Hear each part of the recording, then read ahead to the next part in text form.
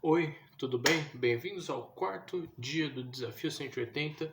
E antes de tudo, primeiramente, vocês gostaram do meu pijama? Eu tenho ele desde os 7 anos de idade e ele sobreviveu a várias épocas da minha vida, tipo quando eu tava com mais de 100 quilos e ele alargou, e agora ele deu uma diminuída quando eu emagreci, agora ele tá crescendo de novo porque eu tô crescendo também, mas enfim.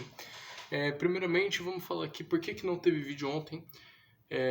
Se eu não me engano, no vídeo do Desafio 182, ou no primeiro dia, eu falei que meu sábado ia ser um sábado de descanso. E foi uma referência que não foi, que foi uma coincidência. Eu não estava planejando isso, mas enfim. Como sábado é meu dia de descanso, eu não me vi na obrigação de gravar vídeo. Eu gravaria só se eu quisesse. Eu queria, sim. Só que eu fui e gravei? Não. E no sábado eu não fiz muita coisa de especial. Eu comi uns 6 pedaços de pizza aí, porque na sexta-feira eu cheguei em casa e comi, e no sábado de noite eu comi. Mas enfim, hoje de manhã, finalmente eu tenho um horário para acordar de manhã, 6:30 da manhã, tô aí na ativa, então pode me mandar um direct lá no Instagram. Caraca, isso daqui já dá pra. Mano, é duro pra caramba meu bíceps, cara, eu fico mal feliz por isso. Mas enfim, hoje eu acordei 6:30 e eu fiz a primeira coisa que eu faço todo dia, pelo menos eu estou fazendo todos os dias. Eu faço o seguinte: eu acordo e vou pro lado da cama, ajoelho e oro. E oro não no sentido de pedir alguma coisa pra Deus, e sim pra agradecer, tá ligado? Eu já tentei fazer isso algumas vezes antes, tipo, é normal de eu orar todo dia antes de eu dormir. E eu já tentei criar o costume de orar quando acordasse. Porém, eu nunca conseguia isso. Até que eu vi um vídeo no canal Luca Maria, eu não sei seu nome, cara, desculpa, mas eu vou deixar na descrição aí. Tem uma moto passando aqui, caraca, eu não sei se eu vou editar esse vídeo, mas enfim, tinha lá no canal do moleque lá, ele falou assim: pô, imagina se eu fosse um pai, que legal seria se todo dia quando meu filho acordasse, ele fosse me dar um oi, mesmo se ele tipo, ainda não entendesse nada da vida, a primeira coisa que ele quisesse fazer fosse ir lá no meu quarto e me acordar com um bom dia. E eu pensei, caraca, eu já entendi onde esse cara quer chegar. Ah, a cortina, né? Nem falei da cortina. Tiramos a bandeira do Brasil. Finalmente, depois de morar um ano nessa casa, ganhei uma cortina. Minha medalha tá aqui.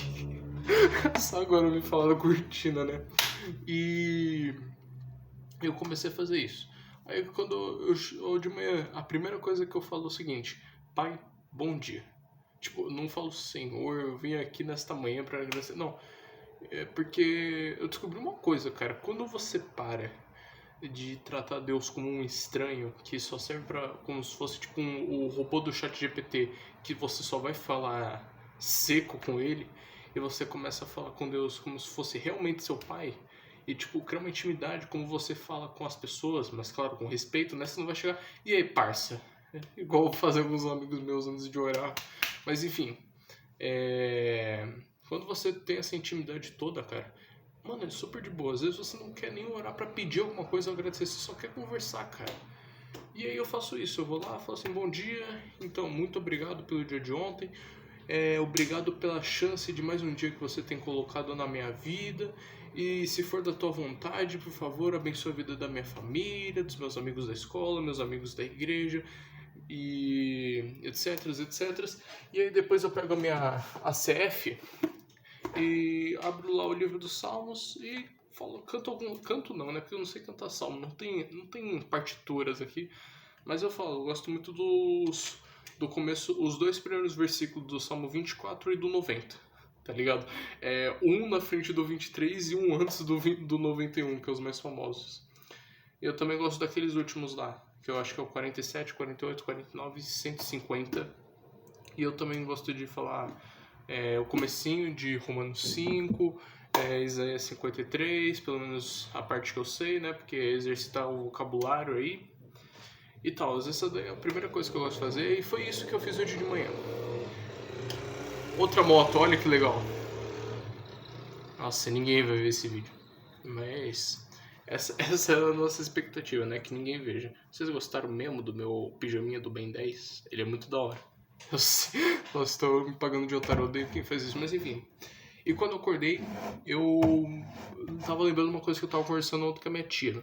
Lá na Goiás, que é mais o centro dessa cidade desse tamanho, tem uma igreja super famosa, evangélica, chamada Canaã. E, pô, eu queria ir lá e hoje. E aí eu vi os horários das 10 a meio-dia. Pensei, caraca, que legal. Porque sexta-feira eu tinha ido de noite num culto. E, mano, eu voltei quase dormindo. Eu quase caí na igreja lá 1 hora de tanto sono. Alguns especialistas da área pentecostal iam achar que eu tava com um demônio e ia pra cima de mim coração. Enfim.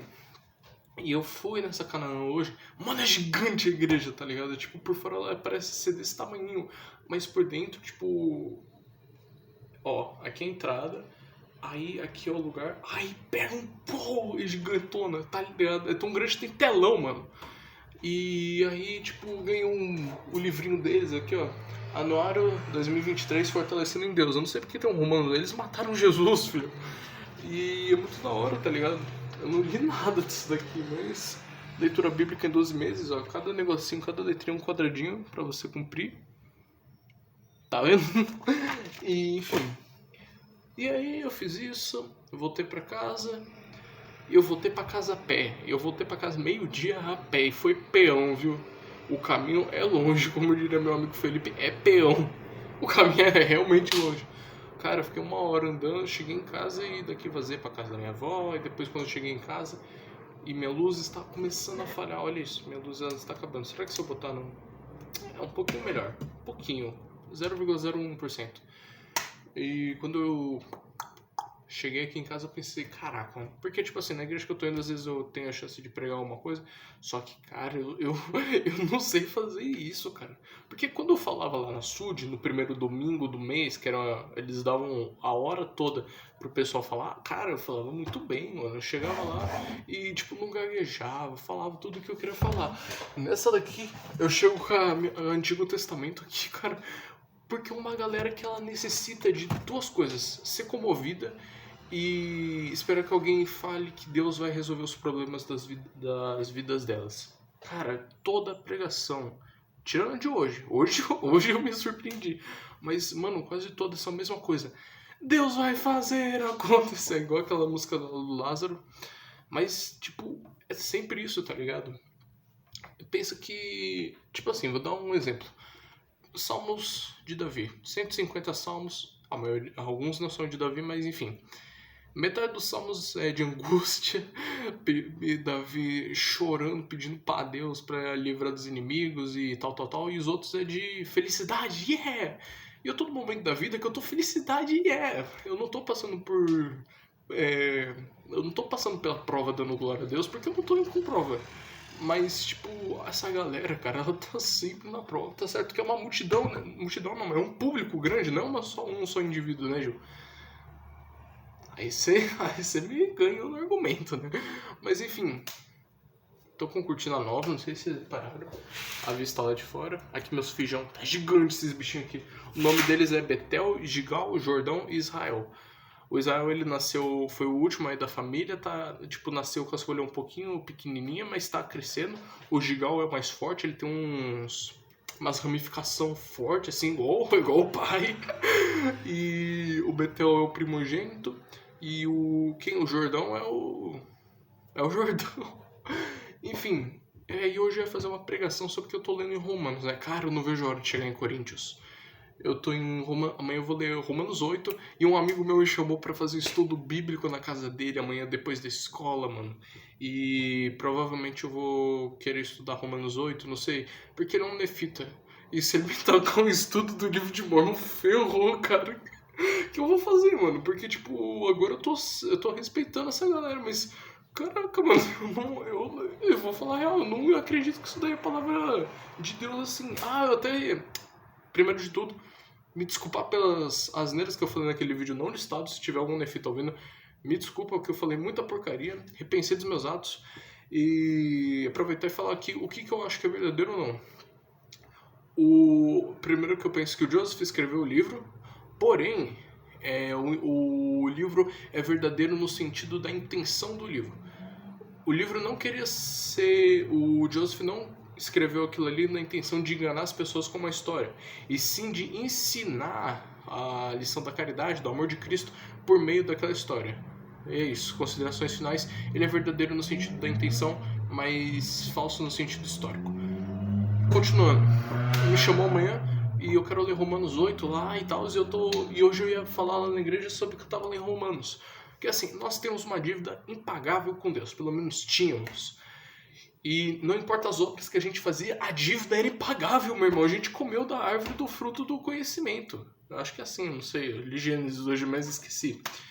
E até que Deus, o próprio Deus, mas ele que era o cara que estava sendo... Estava com... Ele que era o cobrador da dívida, né? Nós que estávamos devendo. Ele foi lá e deu um jeito da gente... Ele pagou a nossa dívida. E como que ele pagou a nossa dívida? Ele mandou o filho dele, o justo, o único filho dele, puro de coração. Ele mandou pra morrer para que a gente tivesse a dívida paga. Nós, os impuros, os pecadores. E quando ele mandou o filho dele, ele automaticamente pagou a dívida de todo mundo. Então, estamos todos salvos? Não. Por quê? Porque não é todo mundo que sabe que está com a dívida paga.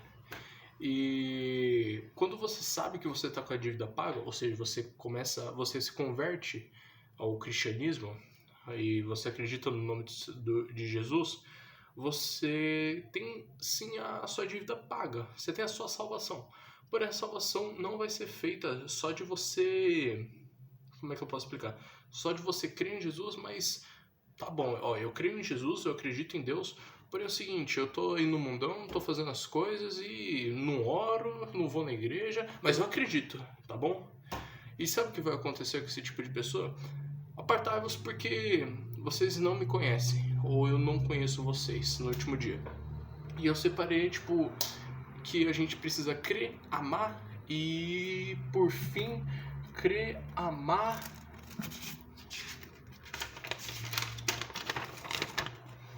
Conhecer! Sim. Ok, a salvação é questão de crer, amar e conhecer.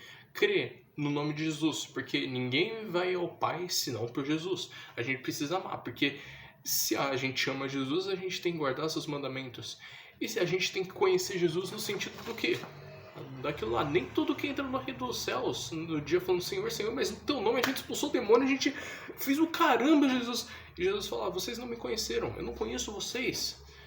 Conhecer Jesus é basicamente você ter essa intimidade com ele, tá ligado? Tipo, você amar ele, você crer no nome dele. E, enfim, no meio do caminho a gente erra em seguir Jesus, mas assim, a nossa dívida já tá paga, porém, Deus conhece os nossos corações e a gente não é um esquisito para Deus, ele conhece os nossos corações, como por exemplo em Isaías 43, eu te chamei pelo teu nome, tu és meu. Ou em Jeremias 1,5, antes que você fosse gerado no ventre, eu te conheci. Então, ele sabe da nossa intenção. Se a gente querer Jesus apenas no sentido de ser salvo, mas não cumprir as paradas, não vai dar certo. Agora, se a gente se empenhar, é o que funciona. E aí, meu irmão? Inclusive, Romanos 7, que fala sobre a nossa natureza pecaminosa, o Paulo fala que a gente tem uma batalha ocorrendo dentro da gente, nós que somos os santos, quer dizer, nós que somos os salvos, que é o nosso espírito pecaminoso e o espírito santo. Ah, moleque! Caraca, essa palma foi bonitona, hein? Pena que no áudio deve estar cagando, mas enfim. E como é que nós seguimos Jesus, então? Primeira lição aí, eu botei aqui as fontes na Santos dos Últimos Dias, guardar os mandamentos, seguir as lições. E eu botei como exemplo o Sermão da Montanha, porque meu irmão, aquele sermão lá, porra, desculpa, mas é bom pra caramba. E outra coisa, colocar em prática, cara. E aí eu botei 2 bagulhozinhos de Tiago. Tiago 1,22, que fala assim, sede cumpridores da palavra e não somente ouvintes. E Tiago 4,8, que é, chegai-vos a Deus e ele se chegará a vós. Então, no final do dia, a lição é a seguinte, nossa dívida tá paga? Tá, mas nem por isso significa que a gente tem que parar de buscar Jesus. Porque, meu irmão, vou contar uma coisa pra você. Ele morreu pra tu, cara. Ele te amou tanto que ele basicamente se entregou à morte só pra você poder passar a eternidade toda com ele. E Ele conhece teu coração. Antes que você fosse gerado no ventre da tua mãe, Ele te conheceu. Ele sabia da sua natureza pecaminosa, dos seus erros. Mas Ele, mesmo assim, pelo impuro, Ele decidiu morrer. Alguém até poderia morrer por uma pessoa pura, uma pessoa justa. Mas Ele decidiu, o único justo, Ele decidiu se entregar para que você pudesse viver com Ele. Tanto que isso é um dos motivos que Israel não reconhece Jesus como Messias. Como é que um justo poderia morrer pelos pecadores? Mas o amor tem razões que a própria razão desconhece. E assim que eu deixo esse vídeo de hoje, muito obrigado por ter me ouvido até aqui. Provavelmente ninguém vai me ouvir nessa noite, mas se você está me ouvindo nessa noite, que Deus abençoe a sua noite de sono. E se você está ouvindo na manhã, que Deus abençoe seu dia. E se você está ouvindo na tarde, que Deus abençoe o restante do seu dia. Uma boa noite de sono aí para essa galera que vai ver amanhã. Em nome de Jesus Cristo. Amém. E até amanhã, no 5º dia do Desafio 180. Até lá e tchau. Falou. Deus abençoe.